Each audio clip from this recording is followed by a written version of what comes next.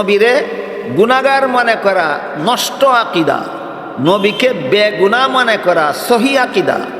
আকীদাই যদি সংশোধন করি না, 5 বেলা নামাজ তো পড়ি, ওই আউয়াবিনের নামাজও পড়ি, নফল নামাজও পড়ি, তাহাজ্জুদের নামাজও পড়ি, কিন্তু নবীগণকে গুনাহগার মনে করি। আমার তো শূন্য আছে 10টা, সংখ্যা নাই একটাও, শূন্যের দাম কত? এই কথা অনেকে বুঝতে রাজি না। এতগুলি শূন্য, একটা সংখ্যা না থাকলে কি আসে যায়? এত আমল করি, একটা আকীদা নষ্ট হইলে অসুবিধা কি?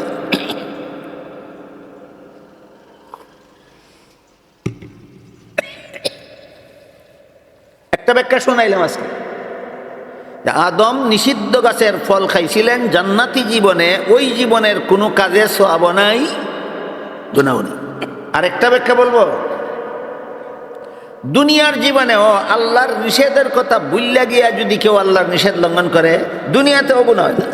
যেমন রোজাদারকে আল্লাহ নিষেধ করেছেন দিনের বেলায় খানাফিনা কইরো না, কিন্তু রোজাদার রোজার কথা ভুইল্লা গিয়া যদি খানাফিনা কইরাই ফেলে, বলেন আপনাদের জানা থাকলে গুনাহ হয়? আল্লাহর নিষেধ পালন হইছে না লঙ্ঘন হইছে? কিন্তু গুনাহ হইছে না। আল্লাহর নিষেধ লঙ্ঘন হইছে কিন্তু গুনাহ হইছে না, কারণ ভুলে লঙ্ঘন করছে, জেনে শুনে নয়। আদম সম্পর্কে আল্লাহ কোরআনে বলেন নাসিয়া আদম, আদম ভুলে গেল আমার নিষিদ্ধতার কথা। তুমি বুইল্লা লঙ্ঘন করলে গুনাহ হয় না, আর তোমার বাবার বাবার বাবা 14 গোষ্ঠীর বাবা আদমে বুইল্লা লঙ্ঘন করলে গুনাহ হয়। তুই বেটা কোরআন শিখছস কার কাছে আর নবী চিনছস কার কাছে?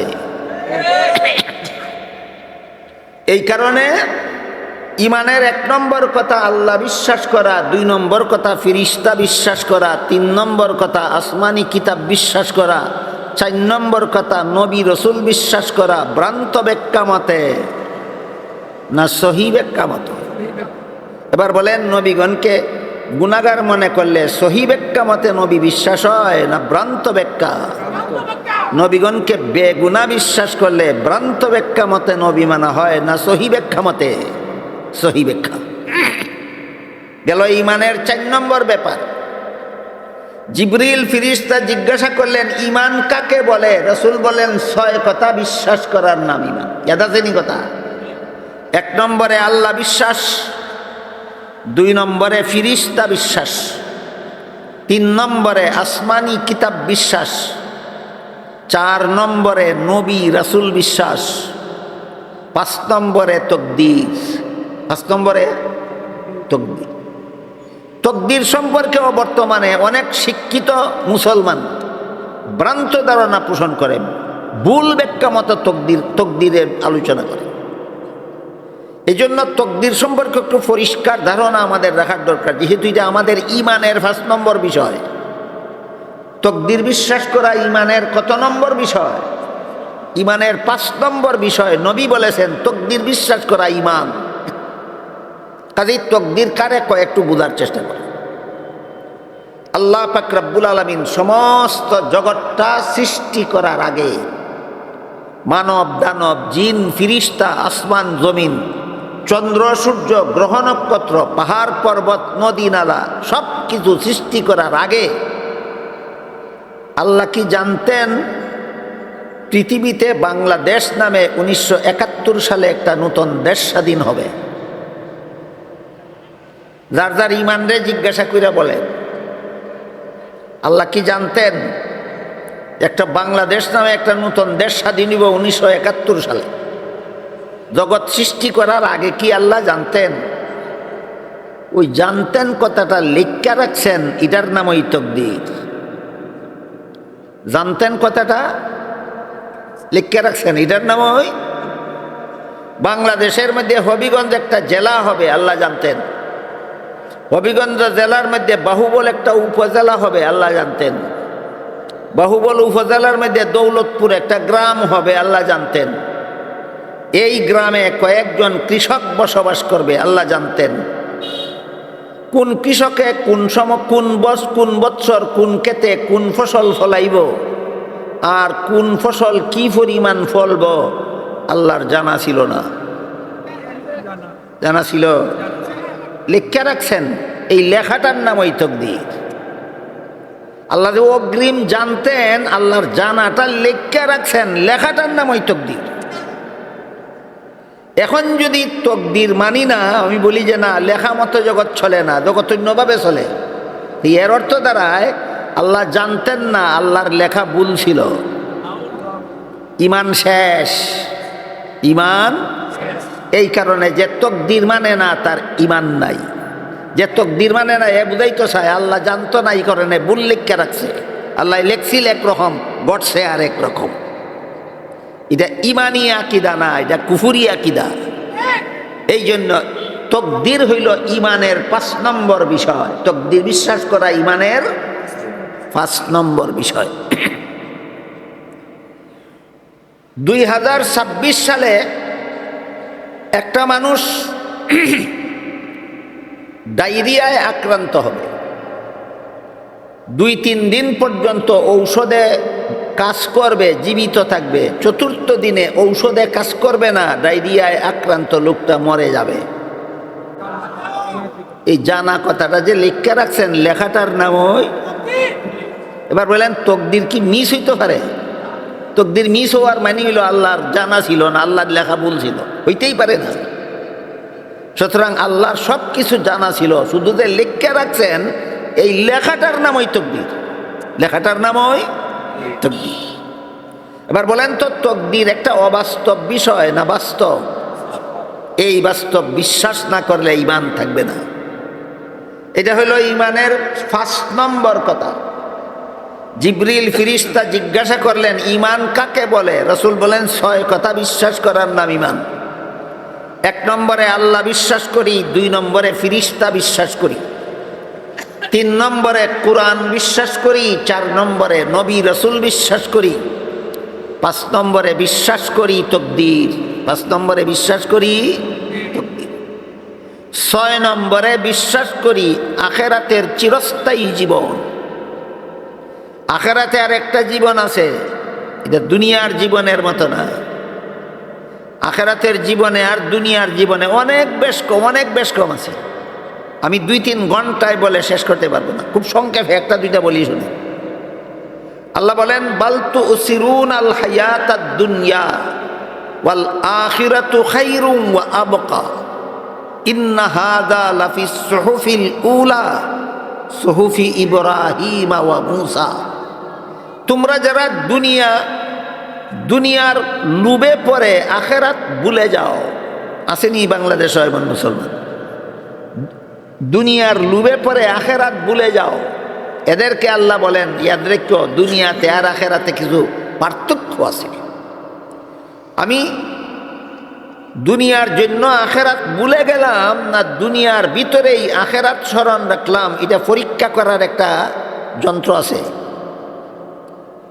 যে কোনো সময় দুনিয়াটাকে হারাম উপায়ে উপভোগ করার সুযোগ যদি আপনি পান, আপনি যদি চুরি করার সুযোগ পান, আপনি যদি ডাকাতি করার সুযোগ পান, আপনি যদি হাইজ্যাক করার সুযোগ পান, ছিনতাই করার সুযোগ পান, আপনি যদি জবরদখলের সুযোগ পান, আপনি যদি সুদ খাওয়ার, ঘুষ খাওয়ার, মদ খাওয়ার, গাঞ্জা খাওয়ার সুযোগ পান, আর সুযোগটা পাইলে যদি আনন্দের সাথে গ্রহণ করেন, প্রমাণ হয়ে গেল আপনি দুনিয়ার লোভে আখিরাত ভুলে গেলেন। কিসের লোভে কি ভুলে গেল? এবার বলেন আপনারা যে সমাজে বাস করেন, এই সমাজের কোনো মুসলমান দুনিয়ার লোভে আখিরাত ভুলেনি? এদেরকে আল্লাহ বলেন বাল তুসিরুনাল হায়াতাদ দুনিয়া ওয়াল আখিরাতু খায়রুম ওয়া আবকা।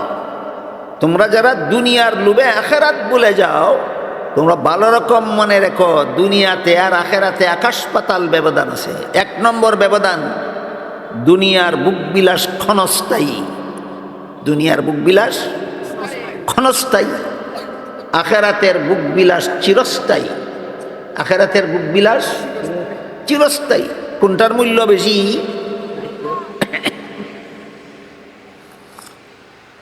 দুই নম্বর বেশ কম হইল। দুনিয়ার ক্ষণস্থায়ী বুকবিলাস অতি তুচ্ছ, দুনিয়ার ক্ষণস্থায়ী বুকবিলাস তুচ্ছ, আখিরাতের চিরস্থায়ী বুকবিলাস অনেক উন্নত মানের, অনেক উন্নত মানের। ক্ষণস্থায়ী তুচ্ছ বুকবিলাসের লুবে পড়ে যারা উন্নত মানের চিরস্থায়ী বুকবিলাস আখেরাতের জীবন ভুলে যায়, আল্লাহর রাসূল বলেন এদের মতো বুকা জগতে আর কেউ নাই। রাসূলের হাদিসটা হলো আল কাজ্জিসু মান দানা নাফসাহু ওয়া আমিলা লিমা বাদাল মাউত। ওই সমস্ত মানুষ বুদ্ধিমান যারা মনের ফুজায় দুনিয়া হারাম উফায়ে দুনিয়া উপভোগে লাগে না, বরং আখেরাতের চিরস্থায়ী সুখ শান্তি আর বুকবিলাসের সম্বল জোগাড় করে দুনিয়াতে। আল্লাহ রসুল বলেন এরা ছাড়া দুনিয়াতে কোনো বুদ্ধিমান নাই, এরা ছাড়া দুনিয়াতে কোনো বুদ্ধিমান নেই। বুঝে থাকতে বলেন আখেরাত ভুলে গেলে বুদ্ধিমান হয় না আখেরাত স্মরণ থাকলে বুদ্ধিমান হয়? আখেরাত স্মরণ থাকলে বুদ্ধিমান হয়।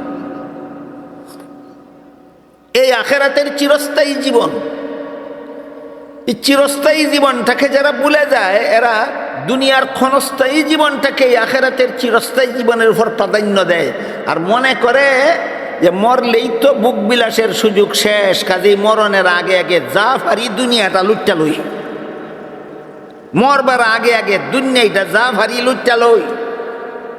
এমন মুসলমান কি সমাজে পাওয়া যাবে?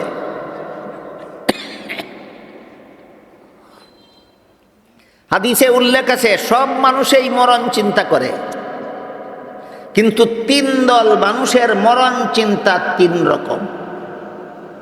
স্মরণ রাখার মতো কথা, মনোযোগ দিয়ে শুনেন, স্মরণ রাখার চেষ্টা করেন। সব মানুষই মরণ চিন্তা করে, কিন্তু তিন দল মানুষের মরণ চিন্তা তিন রকম। এক দল হইল বেদিন কাফির, এদের মরণ চিন্তা হইল মরে গেলে গে তো আর দুনিয়াটা লুটটা খাইতে পারবো না, কাজী মরবার আগে আগে যা পারি লুটটা খাইয়া লই। এইরকম মরণ চিন্তা কার? কাফিরের। সাধারণ মুমিন মুসলমানের মরণ চিন্তা হইল মরলে পরে তো আর তো গুনার থেকে তওবা করতে পারবো না, মরণের আগে আগে তওবাটা কইরা লই। মরলে পরে তো আর নামাজ রোজা ইবাদত বন্দেগী করতে পারবো না, মরণের আগে ইবাদতটা কইরা লই। মরলে পরে তো আর আকীদা সংশোধন করতে পারবো না, মরণের আগে আগে আকীদাটা সংশোধন কইরা লই। সাধারণ মুমিনের মরণ চিন্তা। তিন নম্বরটা পরে বলি। দুই দলের মরণ চিন্তা যে আল্লাহর রসুল বললেন, বুঝে থাকতে বলেন তো বর্তমান দুনিয়ার বেশিরভাগ মুসলমানের মরণ চিন্তা মুসলমানের মতো আছে না কাফিরের মরণ চিন্তার মতো হয়ে গেছে? কথাটা কি বুঝেন আপনারা? এটা কি বুঝেন? বর্তমান দুনিয়ার বেশিরভাগ মুসলমানের মরণ চিন্তা মুসলমানের মতো রইছে না, বেদিন কাফিরের মতো হয়ে গেছে। মরলে তো আর নামাজ পড়া যাবে না, মরণের আগে নামাজ ফিরালই এই চিন্তা না তার। মরলে তো আর দুনিয়াটা লুটতে খাওয়া যাইত না, মরবার আগে দুনিয়াটা লুটতে খাইয়া লই, এই চিন্তায় বিভোর মুসলমান। তাহলে বর্তমান জগতের বেশিরভাগ মুসলমান মুসলমানের মতো মরণ চিন্তা করে না বেদিন কাফিরের মতো? বেদিন কাফিরের মতো। তিন নম্বর মানুষের মরণ চিন্তা হইল মরণের আগে আল্লাহর সাক্ষাৎ পাওয়া যাবে না, আল্লাহর সাক্ষাৎ পাইতে হবে মরণের পরে। এই জন্য এরা সারা জীবন ভর মরণের অপেক্ষায় থাকে। কোন দিন মরণ হইতোতে আল্লাহর সাথে আমার সাক্ষাৎ হইতো, কোন দিন মরণ হইতোতে আল্লাহর সাথে আমার সাক্ষাৎ হইতো। এটা হইল ওলিয়া উলিয়াদের মরণ চিন্তা। বুঝে থাকতে বলেন সব মানুষের মরণ চিন্তা একরকম না তিন দল মানুষের মরণ চিন্তা তিন রকম? তিন দল মানুষের মরণ চিন্তা তিন রকম। এর মধ্যে যে সমস্ত মুসলমান বেদিন কাফিরের মতো মরণ চিন্তা করে, মরলে তো আর লুটটা খাওয়ান যেত না, হালাল হারাম খুঁজ করলে হবে না, আগে মরবার আগে আগে লুটটা খাইয়া লই, এইরকম মরণ চিন্তা যারা করে এরা মনে করে মরলেই জীবন শেষ। এরা কি মনে করে? মরলেই জীবন শেষ। অথচ আল্লাহর কোনো ওলি বলেন মৌতে কো সমঝা হে গাফিল ইখতিতামে জিন্দগি, মৌতে কো সমঝা হে গাফিল ইখতিতামে জিন্দগি, দর হকীকত মৌত হাই সুবহে হায়াতে জিন্দগি। এর অর্থ হইল মূর্খরা মনে করে মরলেই জীবন শেষ, বুদ্ধিমানেরা জানে মরণের পরেই আসল জীবন শুরু। মূর্খরা কি মনে করে মরলেই জীবন শেষ, আর বুদ্ধিমানেরা জানে মরলেই চিরস্থায়ী জীবন শুরু হবে। এইটা হইল ইমানের 6 নম্বর কথা। কত না বুঝলে গেছেন? জিবরিল ফিরিস্তা জিজ্ঞাসা করলেন ইমান কাকে বলে? রাসূল বলেন 6 কথা বিশ্বাস করার নাম ইমান। 1 নম্বর আল্লাহ বিশ্বাস, 2 নম্বর ফিরিস্তা বিশ্বাস, 3 নম্বর কোরআন বিশ্বাস, 4 নম্বর নবী রাসূল বিশ্বাস, 5 নম্বর তাকদীর, 6 নম্বর আখিরাতের চিরস্থায়ী জীবন। 6 নম্বর কি? আখিরাতের চিরস্থায়ী জীবন। এই 6 কথা যারা বিশ্বাস করে তারাই মুমিন মুসলমান। কিন্তু যদি সহি ব্যাখ্যা মতো বিশ্বাস করে তাইলে সঠিকপন্থী মুসলমান, আর যদি মন গড়া ভুল ব্যাখ্যা মতো বিশ্বাস করে তাইলে ভ্রান্তপন্থী গুমরা মুসলমান। গুমরা মুসলমান কারে কয়? 6 কথা বিশ্বাস করে এই জন্য মুসলমান, কিন্তু সহি ব্যাখ্যা মতে নয়, মন গড়া ভুল ব্যাখ্যা মতে, এই জন্য গুমরা মুসলমান, পথভ্রষ্ট মুসলমান।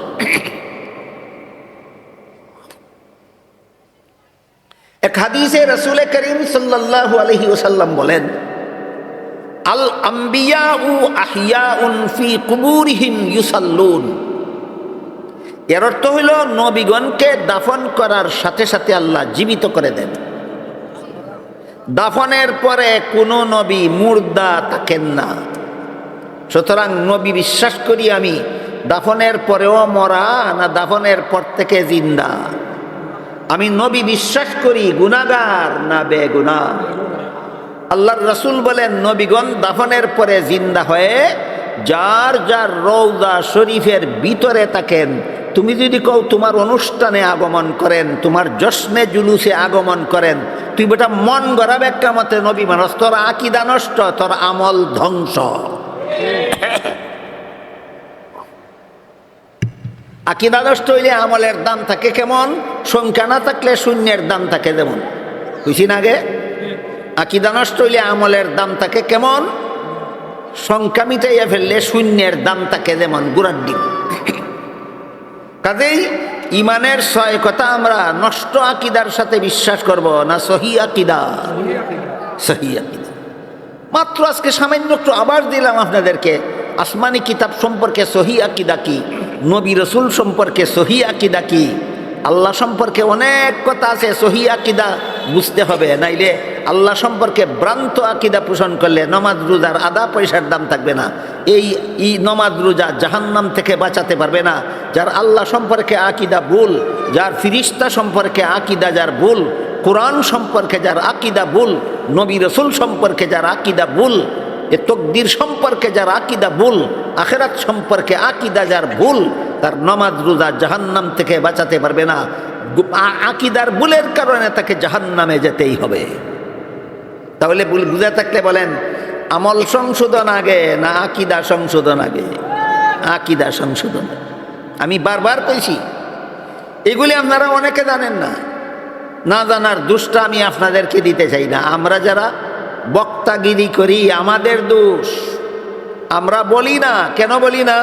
এসব কঠিন কথা বললে মানুষ মনোযোগে শুনবে কি না শুনবে আমাকে ভালো হইবে না, এরা আমার বক্ত হইবে না। মানুষ বুঝলে বুঝুক না বুঝে নাই, আমি এমন কথা কই সব মানুষ যেন খুশি হইয়া যায়, আমার বক্ত হইয়া যায়। এই জন্য হাদিস শরীফে রাসূল করিম সাল্লাল্লাহু আলাইহি ওয়াসাল্লাম বলেন ওয়াজ করে 3 দলে, ওয়াজ করে 3 দলে। 2 দল অনুমোদিত, 1 দল অননুমোদিত। এই অত কঠিন বাংলা কইলে আপনারা বুঝবেন না, একটু সহজ করে কই।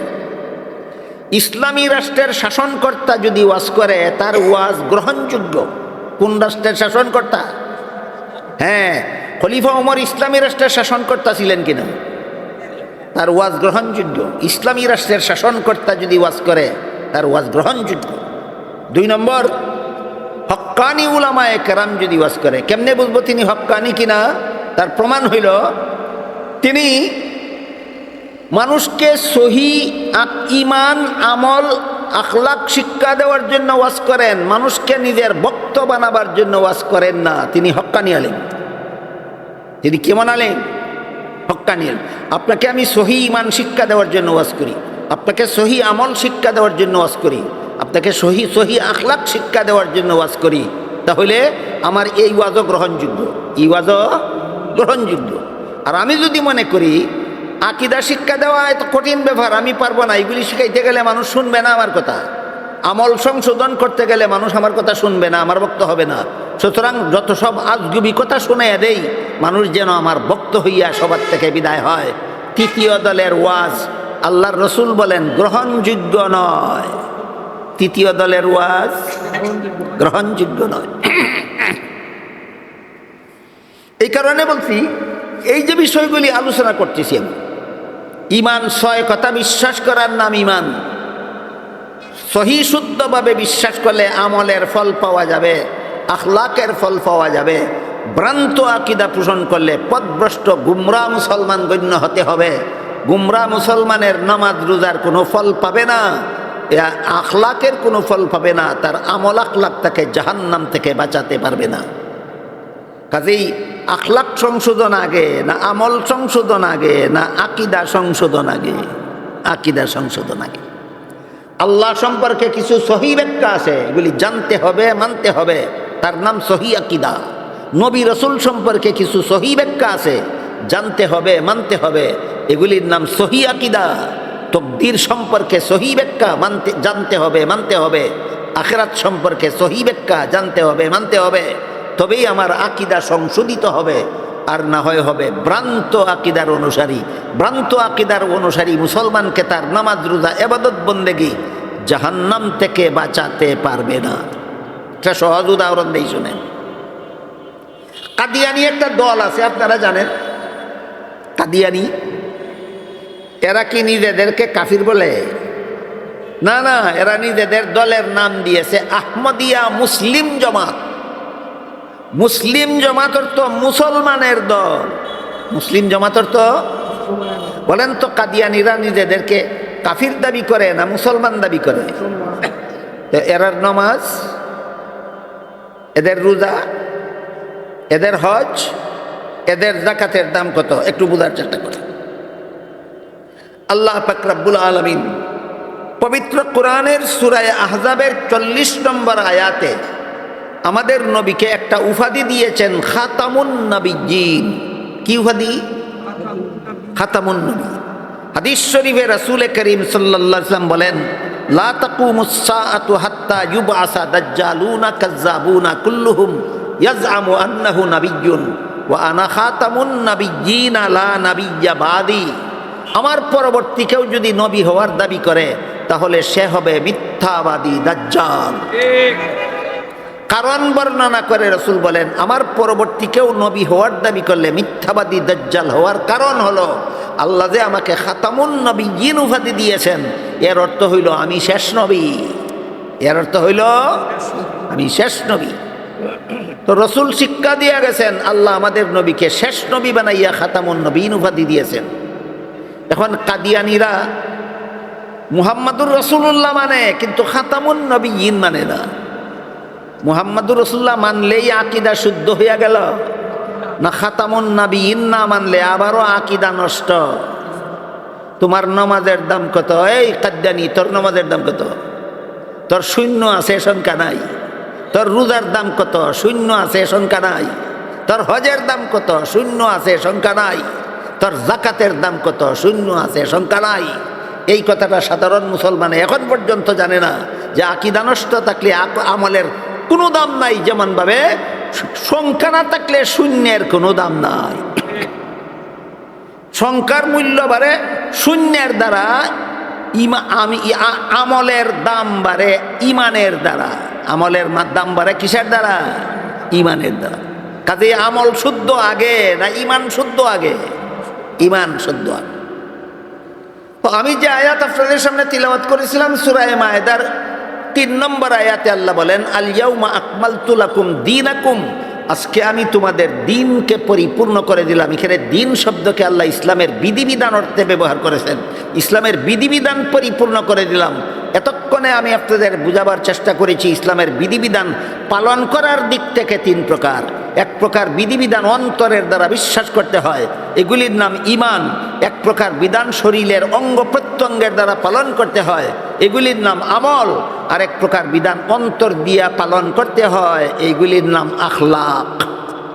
বুঝা থাকলে বলেন, ইসলামের বিধিবিধান যে আল্লাহ পরিপূর্ণ করে দিয়েছেন, পালন করার বিচারে কত প্রকার। প্রথম প্রকারের নাম ঈমান, দ্বিতীয় প্রকারের নাম আমল, তৃতীয় প্রকারের নাম আখলাক। আজকে শুধু ঈমান সম্পর্কে সামান্য আলোচনা হইল।